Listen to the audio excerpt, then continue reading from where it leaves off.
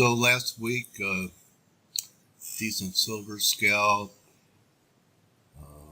Silver's still weaker than gold, if you guys haven't noticed. And I was looking for, places to start buying the euro on weakness and selling the dollar on strength. So this week provided it. Okay, so I'm still going to, at least early in the week, try the short side of the dollar. Okay, because I think these guys need it.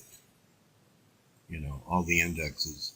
Man, write this down, guys, because, if we're going to have bear markets, it's a pretty good seasonal trade to remember. I talked about it, I tweeted it, but, the expression that bears feasts on Thanksgiving. Well, I mean, what a declining week in this market into Thanksgiving. And in fact, the bears had dessert, pretty ugly week. So we could be getting into some type of turning point because the other part of it is the bull's feast on Christmas, unless our cash-in's right and Santa's on a milk carton. But very ugly, no sponsorship. I don't know if I should, people could say, well, no volume, kind of a broken week. Well, there certainly was at the minimum a buyer's strike. So pretty ugly in all the indexes here. Not fun to watch them go down without you. Not for me. But they all look pretty ugly, don't they? So, this market needs a weaker dollar, okay? So the dollar rallied pretty much all week from this low, which came in, when?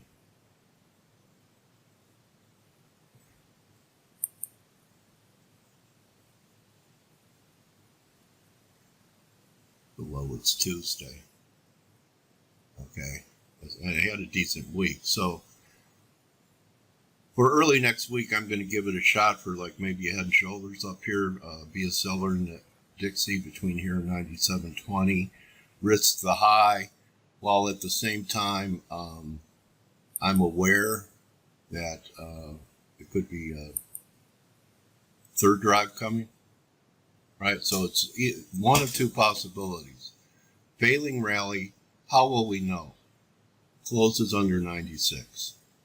Okay, that's going to be your bear signal. So if we get under 96, then you're talking 95, 94 and a half. So I'm going to go with it. Euro has given up plenty, but it hasn't quite gotten to the 61.8 levels, 33.16. And this 113 area was pretty big. Once we got back above it, the market was acting pretty good. So I think that early in the week, if we get down to here, might be worth it in case it's just a flag, A, B, C, and then we break out above 13.95. So going into next week, I'm looking to play the short side of the dollar. I didn't do anything on Friday, but that's the way I see it for now. If we start closing under 13, then the bigger picture stuff starts coming in. This weekly 3 drive down at, 110 and a half or so becomes more of a possibility. So, kind of a crummy week. And then I've identified what rallied the least in a strong dollar recovery. Well, this one didn't. Look at the recovery in Swiss compared to the pullback from here in euro. So the Swiss might be the shorter, the smarter short, up around par or so. Because, to me it looks like it hasn't even retraced 38%, whereas the euro already threw 51% on its way to try 61.8. So between the two, if the Swiss can't rally with the dollar doing what it did last week, what's going to happen if it does end up turning into a failing rally in the dollar here, and we start heading down and break down? So I like the Swiss for sales and the euro for buys. I'm still staying away from the tape bomb, which is the pound.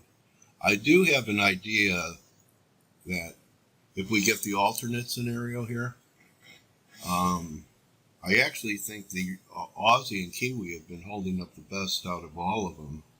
So if the Dixie does make a new high, I think it's very possible that even though the Aussie would suffer, I look for setups like this. So say the Dixie goes, to new highs. It's not that far away. It's 60 points away, 70 points away. But the Aussie only makes, maybe pulls back to 50%, 61.8. That would be pretty glaring relative strength, and that's telling me that it's possible that the metals are going to, still aren't done correcting to the upside. My preference is, let's get this dollar rally out of the way and wash gold out to 1120 and take silver down to the low 13s so I could get long and just work it. But there, sometimes there's jiggles on one more jiggle. So is there one more jiggle in the Dixie that before it goes up here, pulls back and goes? If so, the metal should rally. So between the metals, you notice which one I decided to short, right? If you saw Skype, which was what? I didn't put out a gold short, right? So the silver short at 14.45 or so. Went home short from 34, and if I just had a week, that was 12 cents, right? So I actually added on the first time we went here and, went right to the moving average. And then this was Thanksgiving, and this was yesterday. Pretty ugly, okay? You start closing under 1420, you got 1390 from 1490 gives you like 1290. So the silver isn't ready. So if it's going to be a coattail move. When I look at this weekly chart in silver, we had that reversal week up yesterday, but I don't know. Doesn't look really completely ready. We did have a little divergence at this low, pretty nice divergence, but it looks a lot weaker than the gold, which basically still closed a little better, higher on the week, although lower. So right now, if I'm looking to do anything in the metals on the long side, it would more likely be gold. See how little gold's given up compared to silver? Right? So your preferred short is silver. Gold-silver ratio, talked about it in Face. Steve tracks it. And it's got another high in it, in the gold-silver ratio, which means for now, gold's your preferred long. Once it peaks up there, then silver becomes your preferred long, but we're not there yet. So if the dollar corrects, then eventually I think you'll get gold to take out. The dollar heads down again. You'll get gold to take out this 1237 level and head up. But if it gives up this level, initially 1220 and then 1212, then it's going to new lows. What doesn't have me that constructive about the gold is, you guys know I watch the miners, so looking at some of the ETFs I follow. Because I remember I was writing that I was tempted with all the dollar commentary and everything to buy. What's the name of it? Nugget. Okay, so there's a 4-hour. So I thought I'd missed it Wednesday when it did this. But look, it gave almost all of it up here. I mean, to me, it looks like, get it over with, go to new lows. GDX, remember, what's the number we're looking for in GDX? You guys know, 16? Okay, so, get it over with. And I think that would probably imply maybe just a weaker market and a third drive in the dollar. So everyone with me, I'm going to try the short side of the dollar early in the week with things that didn't rally much with dollar strength. That includes the Swiss. I'm keeping an eye on the Aussie because, a lot of people think Aussie's put in its lows. So we'll see. It's hard for me to believe Aussie isn't going to make a new low if gold's going to 1120. That's really a lot of what I see going into next week was which week was real in the dollar, guys? Last week with limited participation or the week before? We're going to find out. Okay, so back under last week's low.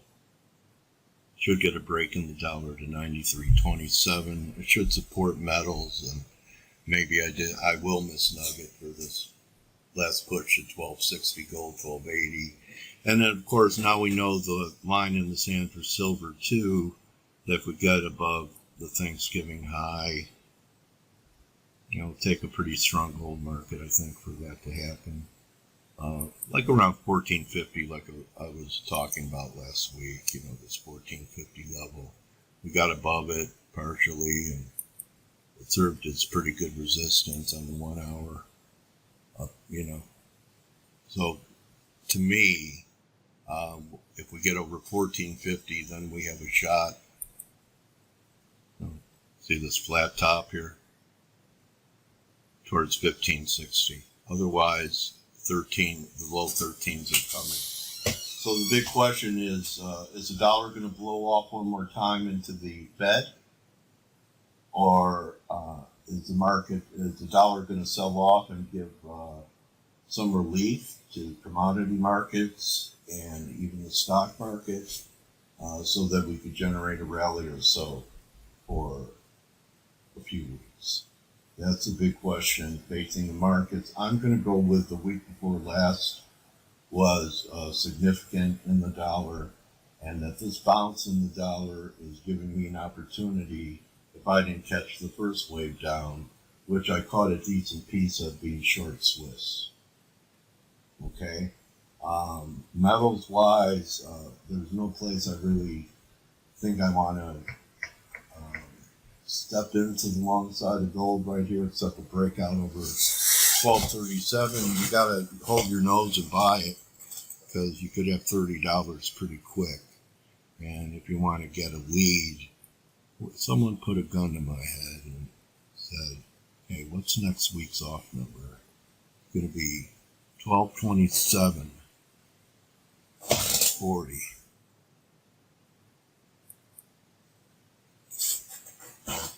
Yeah. So I would say if we start taking out these highs again, we're going to go for, buy stops over 36 and 44. So I'd almost rather buy it having the market prove itself to me on the upside than just launch one because I'm 100% sure we're going to get that move. Because, it is possible that we just go to these targets. I remember reading an analyst who's very esoteric. Cycles are, we're talking about, what's going to happen in 2030 and 40.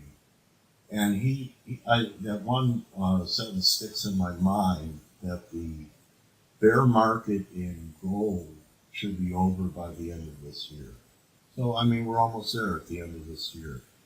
If that cycle is going to work, then I don't know how gold could have, a $40 rally from here and then, trade back under 1160 again by the end of the year. So, maybe we're just going to go from here and the dollar's just going to blow off into the end of the month. I remember interviewing someone who, when we were discussing Dixie levels, thought that by the end of November, we'd be at 98.50. And then someone else has a 99 target. And here, this could be the 1 and this could be the 2. It could happen. So I don't know if I'm going to make that the preferred outcome. I'm going to say that this is a rally right now to sell because of this peak and that we have a wave to the downside coming in the dollar.